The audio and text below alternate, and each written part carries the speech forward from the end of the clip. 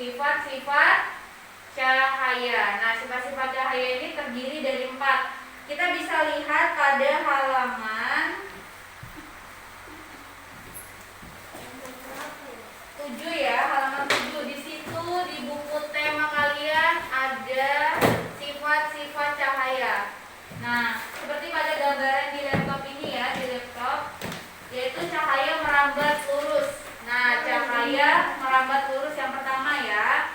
Di situ ada contoh gambaran apa ini? 3 karton yang dilubangi, kemudian ada juga lilin ya.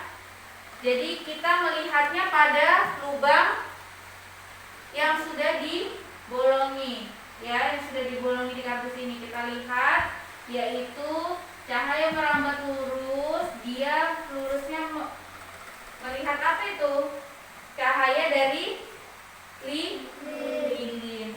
Ini adalah cahaya merambat lurus. Contohnya ini ya. Ada juga contohnya seperti pada saat menyalakan senter. Nah, menyalakan senter, dia arahnya lurus kan? Kalau senter kan? Nah, dia ke arah mana? Ke arah benda. Itu lurus ya. Nah, seperti itu. Terus juga pada saat lampu motor atau mobil dinyalakan, itu juga merambat lurus. Itu ya. Terus yang kedua apa, Nak? Yang kedua, cahaya menembus benda bening. ya, cahaya menembus benda bening. Ya, cahaya menembus benda bening. Ini contohnya, misalnya gelas bening kan yang putih atau gelas kaca itu diberikan senter, kita senter. Nah, dia menembus benda bening ya. Nah, menembus benda bening. Tuh contohnya. Bisa juga ini, kalau ini juga menembus benda bening Kak. Kalau kita lihat, ya, botol minuman kalian juga itu menembus benda bening ya. Terus yang ketiga, Cahaya dapat dipantulkan. nah cahaya dapat dipantulkan. Ini ya gambarannya seperti pada saat kita menggunakan senter, terus kita siapkan dua kaca, ya kan? Jadi cahayanya dia memantul, ya kan? Nah, ini gambarannya adalah cahaya dapat dipantulkan. Tuh, pada saat berkaca juga, kalau kita berkaca, ya, itu cahayanya juga jadinya memantul. Ya, yang keempat, cahaya dapat dibiaskan. Nah, seperti contoh ini yaitu apa ini? Gelas yang dimasukkan air kemudian dimasukkan pensil. Bagaimana dia jadinya? Nah, bentuknya seperti terbelah atau terpotong, ya kan? Nah, ya enggak?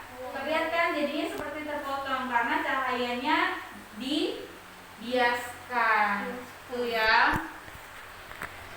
Nah, itu dari sifat-sifat cahaya. Ada berapa tadi sifat-sifat cahaya? 4. Apa saja?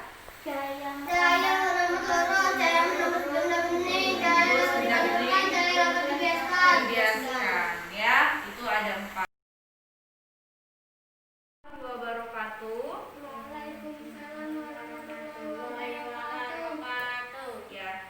Di sini Ibu akan mengajarkan mengenai materi bahasa Indonesia, yaitu buku non-fiksi dan fiksi ya. Jadi perbedaannya, kalau buku fiksi itu adalah buku yang berdasarkan imajinasi ya, imajinasi. Kalau non-fiksi itu berdasarkan khayalan ya, khayalan. Contohnya, kalau fiksi itu dia contohnya adalah mengenai cerita dongeng ya, cerita dongeng, kemudian novel, itu adalah fiksi. Terus kalau non fiksi itu bisa kalian lihat pada halaman 2. Ayo dibuka halaman 2. Nah, halaman 2. Sudah dibuka? Sudah, Bu. Ya. Lihat di situ ada judulnya apa? Raja Purnawarman, Panji Segala Raja. Ya, itu adalah contoh dari buku cerita dari buku non fiksi. Ya, non fiksi. Kenapa disebut dengan non fiksi? Karena asli. Karena berdasarkan fakta. Nah, ini kan Raja Purnawarman, Panji Segala Raja. Dia berasal dari mana? Dari Bogor, ya.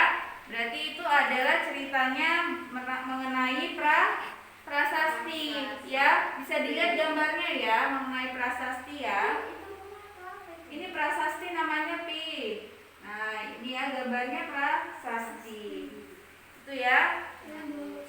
Kemudian kalau di fiksi itu ada namanya latar, penokohan, ya.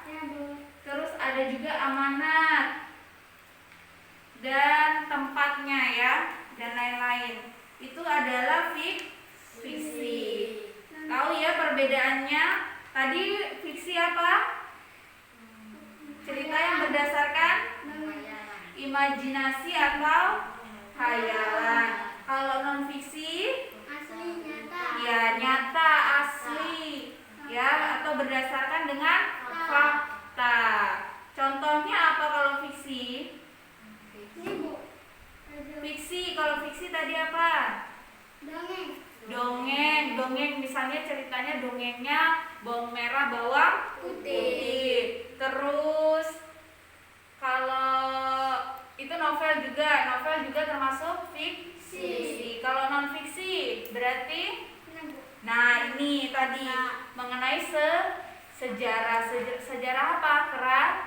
Kerajaan. Terus apa lagi? Buku ini termasuk nggak? Buku pelajaran. Nah, termasuk buku ini termasuk non fiksi. Itu ya, tahu perbedaannya.